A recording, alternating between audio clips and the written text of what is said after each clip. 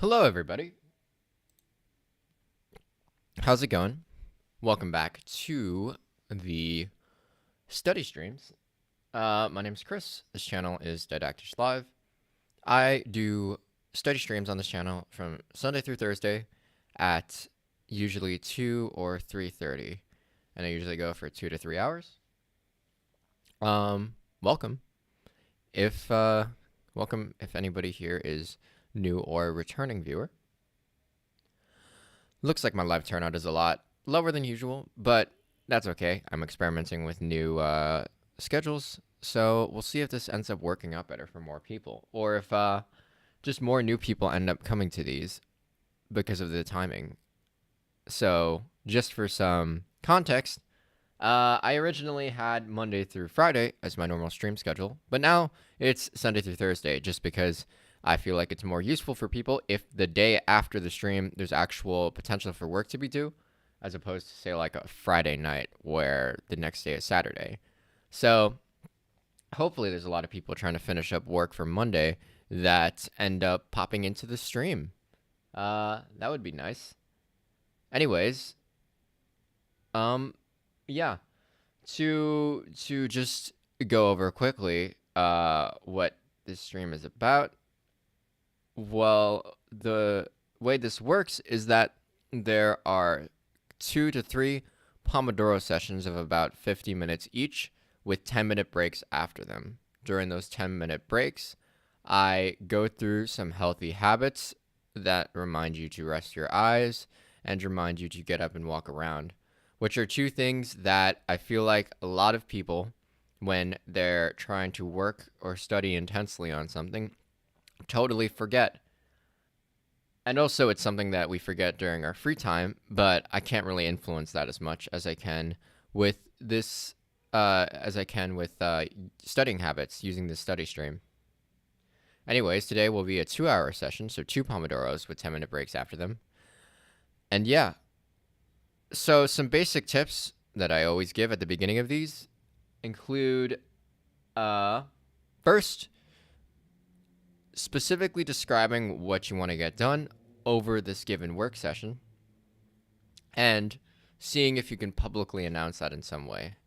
Normally, when there's some live turnout on stream, although there isn't that much today, but that's all right, one option would be to type out what exactly you want to get done over the next 2 hours and then post that in live chat so that both I and other people in live chat can check in with you over the course of the work sessions. Alternatively, if you don't want to share what you're doing or you're not watching live, which I suspect most people who will end up viewing this will be not watching this live, then an option is to take a post-it note, write what you want to get done on it, and post it to the top corner of your computer screen, or whatever screen you're using, or just post it above your work area. Now, this satisfies the specificity aspect that we're trying to go for. It makes what you're trying to get done nice and specific in your mind.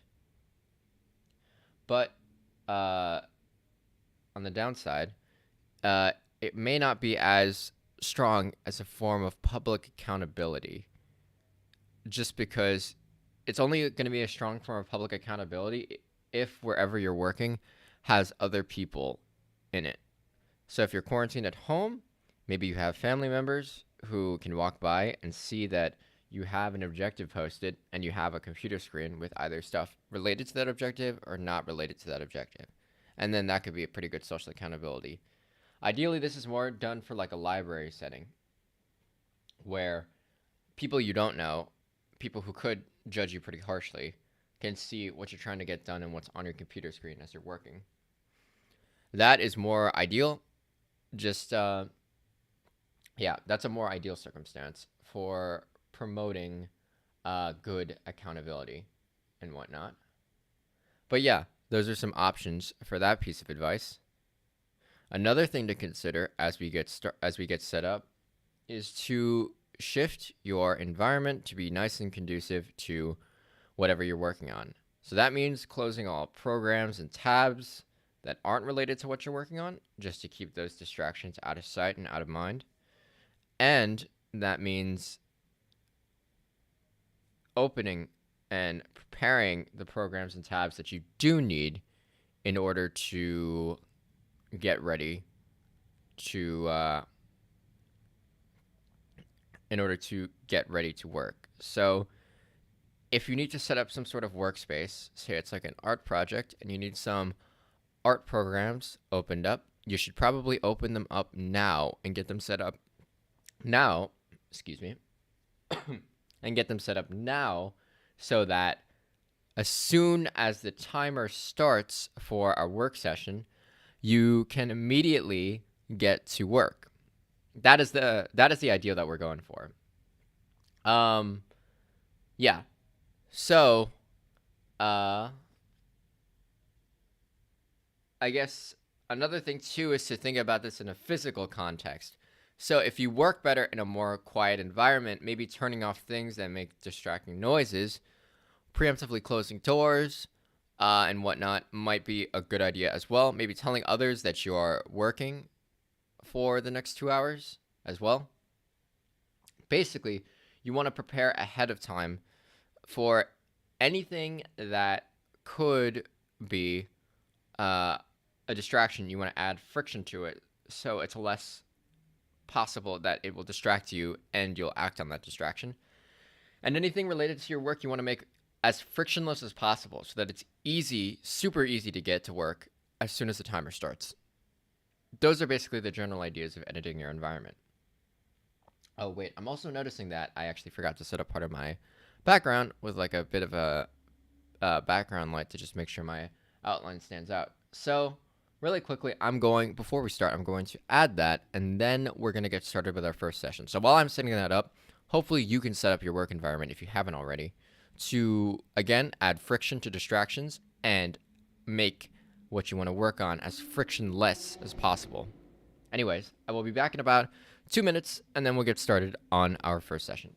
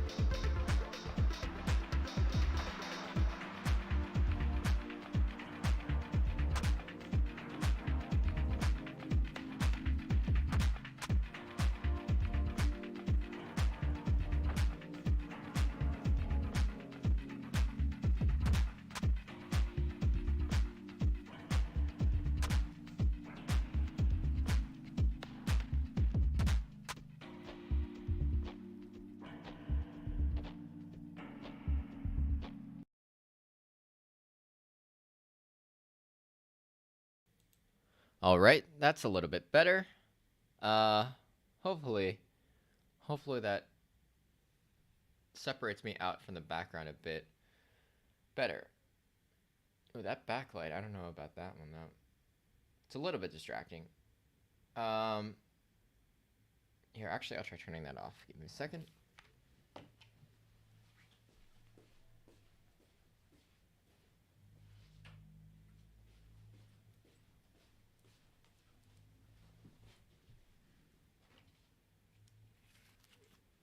Yep, I think that's a little bit better.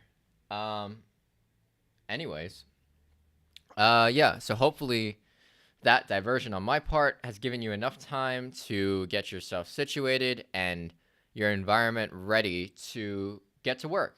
So I'm going to start setting the timer to 15 minutes, and we're going to get started with our first work session. So hopefully whoever's following along can also follow along here as well.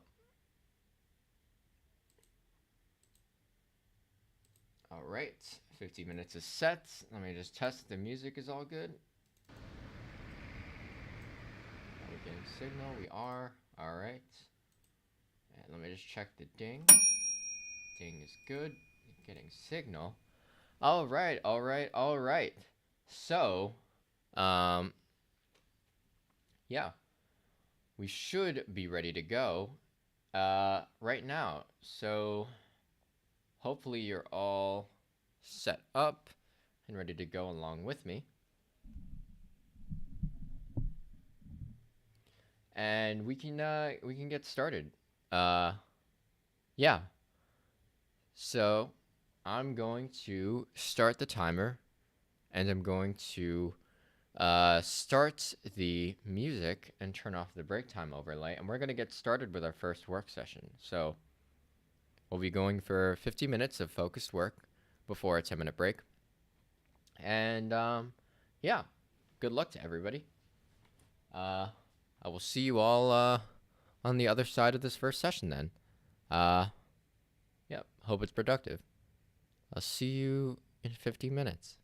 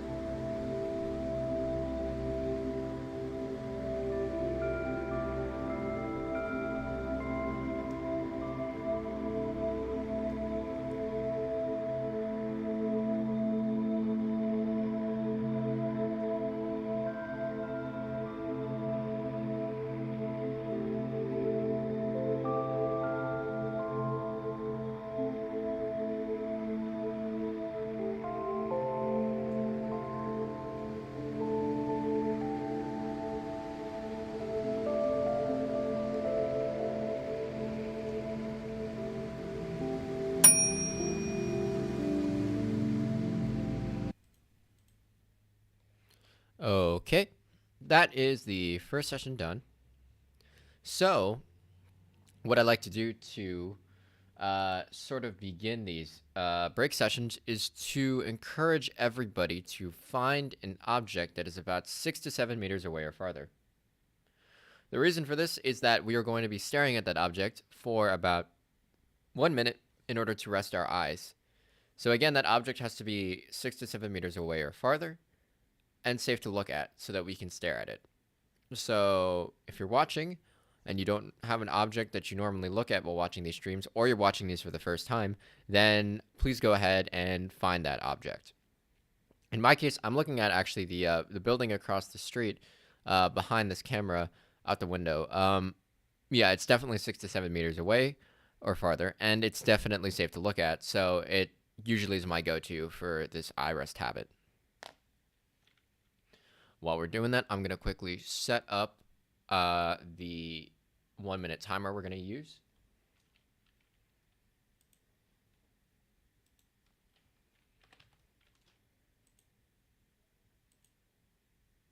Okay. So, we got the 1 minute timer all ready to go. So hopefully you found an object that satisfies the requirements I just said multiple times already. Again, 6 to 7 meters away or farther and safe to look at. So I've got the timer ready. Hopefully you found the object that meets those requirements. And yeah, I'm ready to go with the timer. So I recommend you start looking at your object that you've hopefully found starting now. All right, I'm going to start the timer now. All right, so start looking at your object. I'm going to go over some basic tips and advice about how to do this habit correctly. Some of it includes, for example, making sure your eyes are relaxed and that you're not squinting so hard to make your vision as clear as possible of the object that's far away, because it could be so far away that it would actually strain your eyes if you tried to make it as clear as possible. So just focus your attention on the faraway object, but keep your eyes relaxed. Also be sure to blink. Staring at screens for extended periods of time reduces blink frequency and dries out your eyes a little bit. So make sure you are blinking, but don't over blink, obviously. Don't go too far, because that can also strain your eyes. So again, focus on your object, keep your eyes relaxed, make sure you're blinking. And we'll keep going until the timer goes off.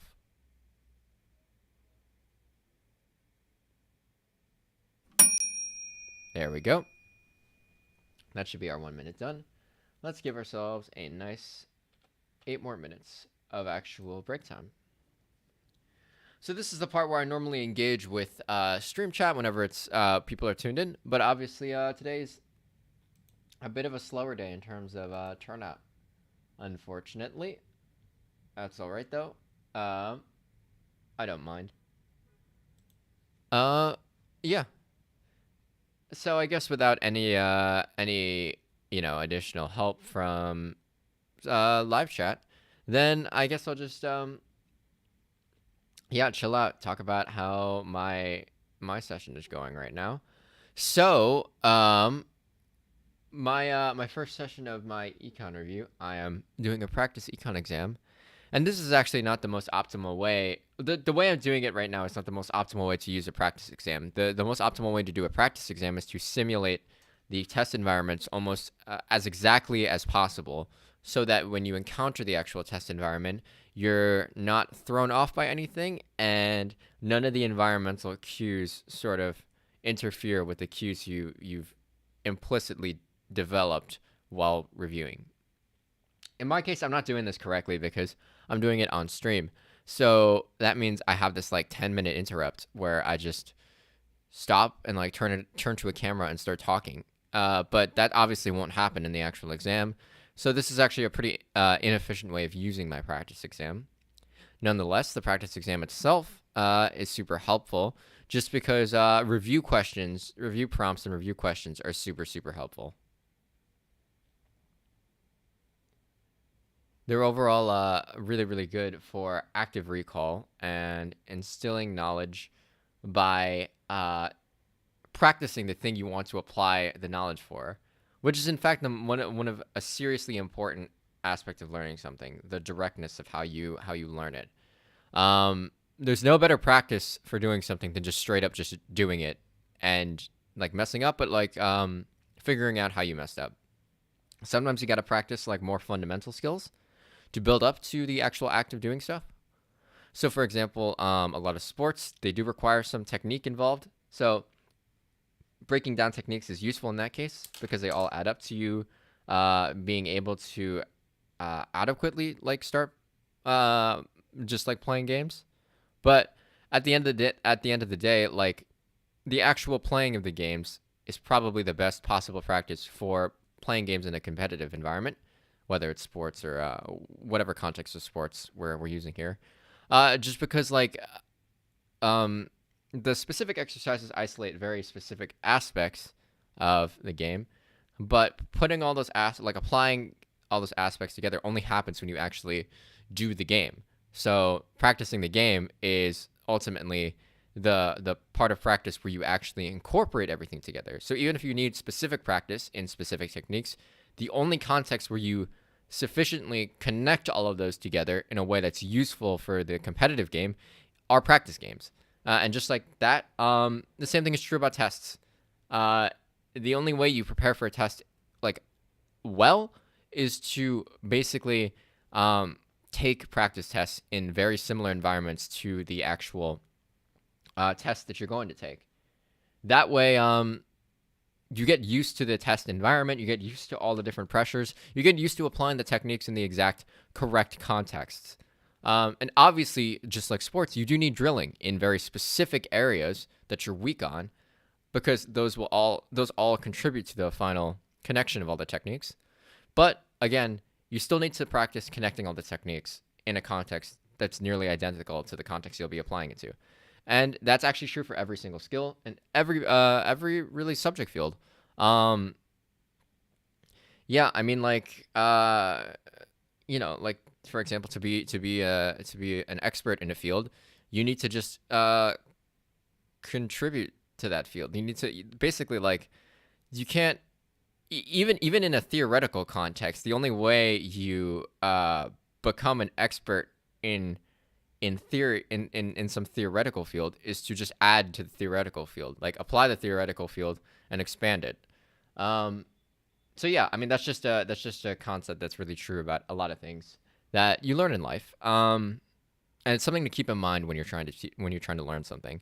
This is especially true in say like programming. I see a lot of people get caught up in like courses and whatnot, but fundamentally all you need is a basic course, and then you just need to start building things and learning as you go. Because basically most programmers will tell you the most effective way to learn programming, for example, is to just make a lot of things and expand your ambitions of what you can make over time, which will force you to learn some new techniques as you go.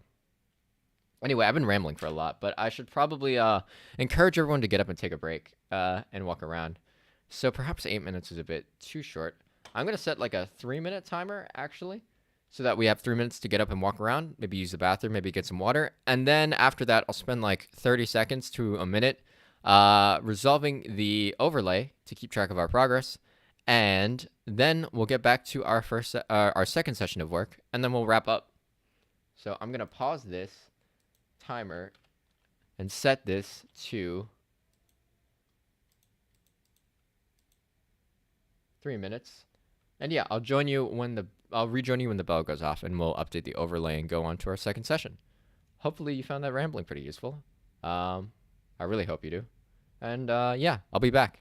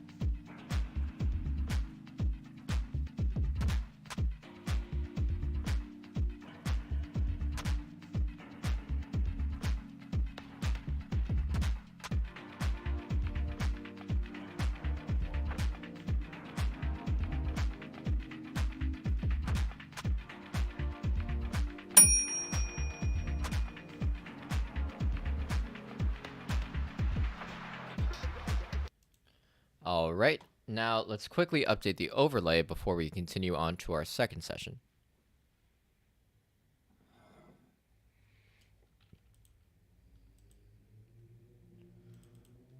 So we've got 1 out of 2 sessions done. And I guess because it's only me that's turned out live, our live group total session is only 1.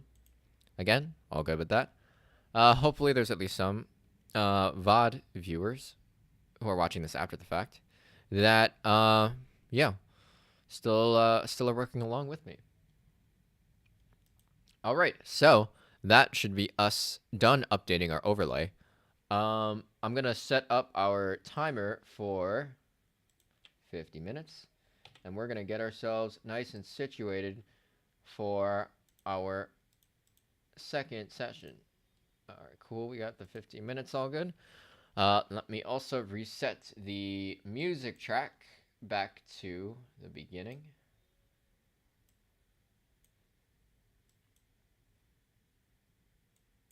There we go.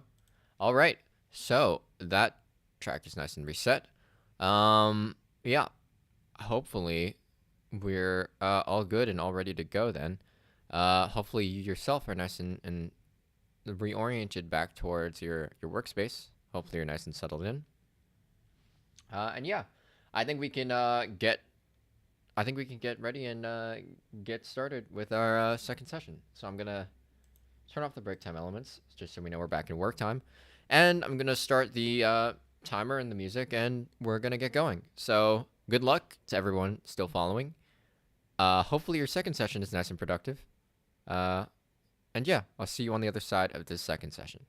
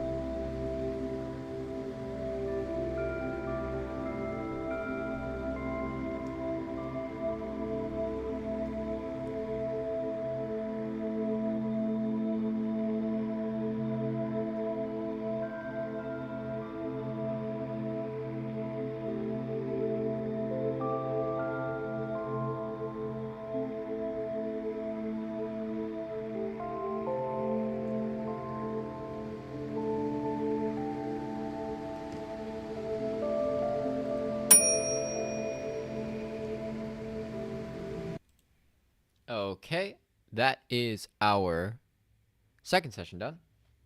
Yeah. So this is where we start to wrap up the stream after another quick eye break. Really quick, there is something of concern over there. So really quick, I'm just gonna set a 2-minute timer, and I'll be back. And then we'll do our eye rest. So just give me about 2 minutes, and I'll hop back.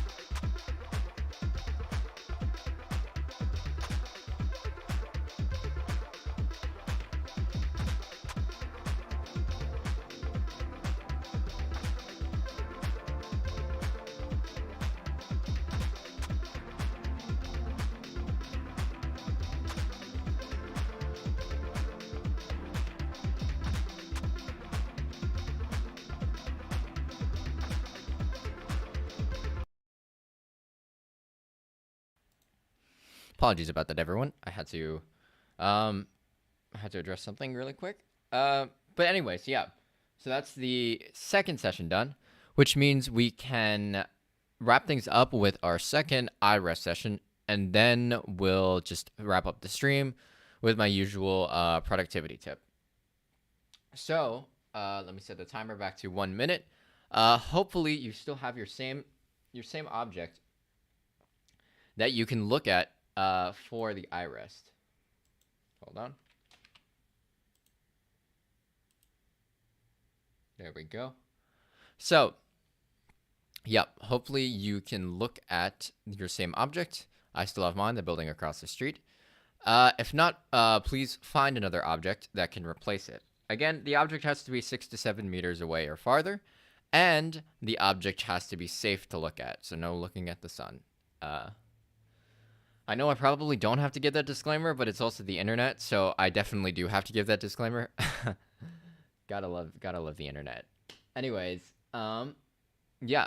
So hopefully you found a new object, and if you have, and you want to follow along, please start looking at your objects. My timer's set up, so I'm going to start the timer right now. Okay, the timer's going. I'm looking at my object. You should hopefully be looking at yours. I'm going to reiterate the same advice that I always give, which is to relax your eyes and don't necessarily focus to make the object as in focus as possible. Just concentrate on the object, concentrate your attention on the object, but keep your eyes relaxed. Additionally, make sure you're blinking because staring at screens for extended periods of time can dry your eyes out, which is not so good for them. So make sure you blink to compensate, but don't overblink, don't force it, because that can also strain your eyes. So again, until the bell rings, keep your eyes relaxed, concentrate on the faraway object, and make sure you blink.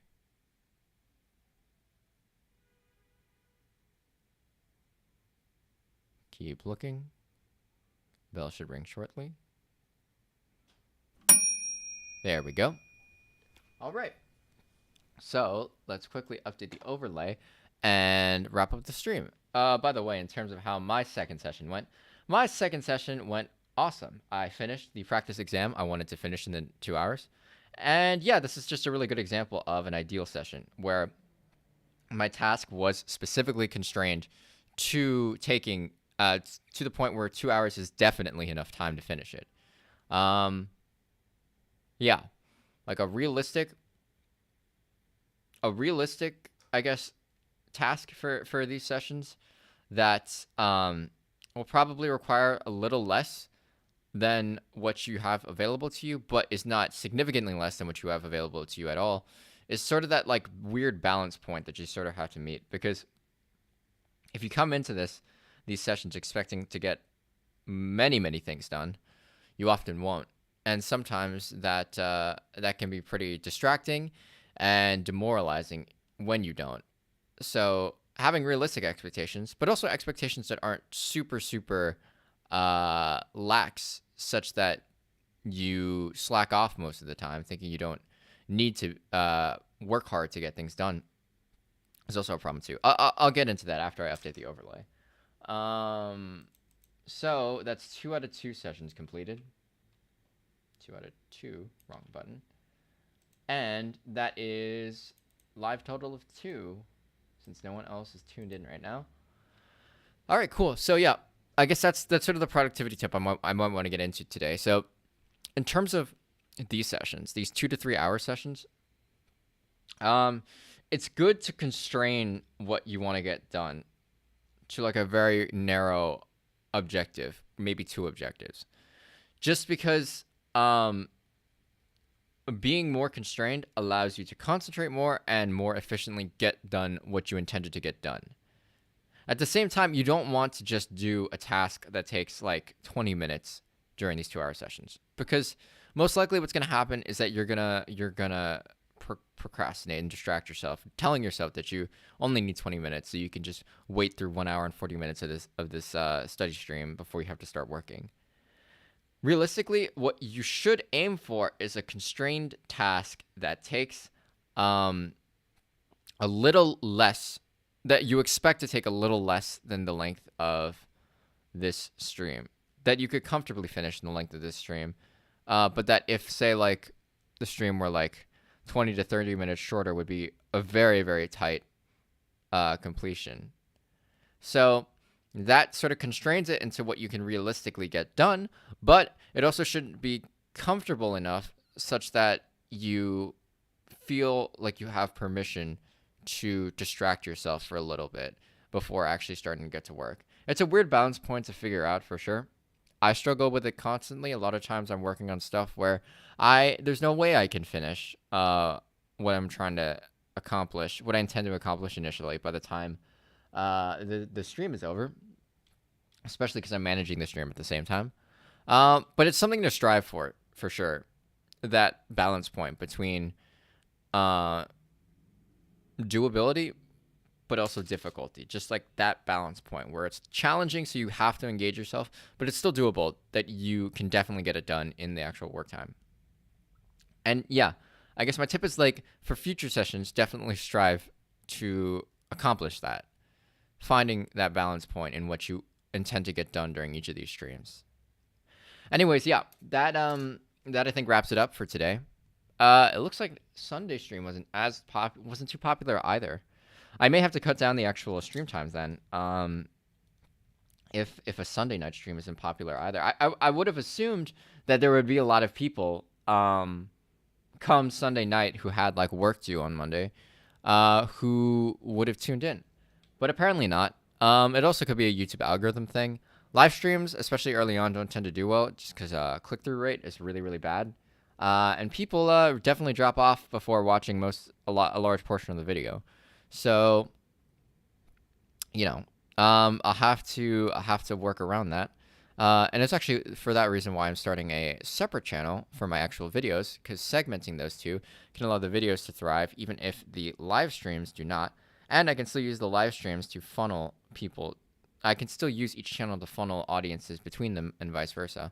So hopefully that second channel, which is going to be just called Didactish, while this one is called Didactish Live, will do okay. I originally was doing these live streams to try to hack the monetization scheme on YouTube, but apparently live streams sort of tank a channel pretty significantly. So I'm trying out separating them for now and seeing if I can use the audience from either to build the other. So we'll see how that turns out. Yeah, that first video is really taking a long time on my part just because finals. Yeah, final exams are super brutal, but I'm done by Tuesday. So ideally, if everything goes well, since I don't have any more deadlines after that, it'll be a Wednesday video. And that'll be fun on the new channel, which I'll have to promote in the Discord group and wherever I can. So, yeah. I guess that's where we'll wrap up today's stream. If you enjoyed the stream, you thought it added value or was helpful in any way, please feel free to like and subscribe. That helps out the channel all the time, boosts the channel, gets it to other people, and yeah, I just always appreciate that. The more people that join our group, the more group accountability we all have to get things done, which helps everybody and gives everybody more deliberate, intentional free time to do what they want, which is ultimately the end goal of this. Intentionally getting work done so that you can intentionally have free time for yourself. Anyways, thanks again. I will see you when I next stream, which should be tomorrow at 2, and we'll go on to 5:30 Eastern Standard Time. So I'll see you all then, hopefully.